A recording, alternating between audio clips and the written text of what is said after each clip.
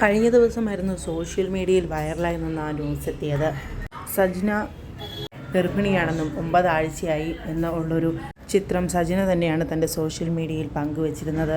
തൻ്റെ പേജിലായിരുന്നു റസൂൽ പൂക്കുറ്റിയുമായിട്ടുള്ള ചിത്രത്തിന് പിന്നാലെ ഈ ഒരു പോസ്റ്റും പങ്കുവച്ചിരുന്നത്. എന്നാൽ കുറച്ച് നിമിഷങ്ങൾക്കകം സജ്ന തൻ്റെ അക്കൗണ്ടിലൂടെ തന്നെ അറിയിക്കുകയായിരുന്നു തൻ്റെ അക്കൗണ്ട് ആരോ ഹാക്ക് ചെയ്തെന്നും തെറ്റിദ്ധാരണയാണ് എല്ലാവരിലും ഉണ്ടാക്കിയതെന്നും തൻ്റെ സുഹൃത്തുക്കൾ വിളിച്ചപ്പോഴാണ് തൻ്റെ അക്കൗണ്ട് ഹാക്കായെന്ന് അറിഞ്ഞതും എന്ന് സജ്ന പറഞ്ഞു.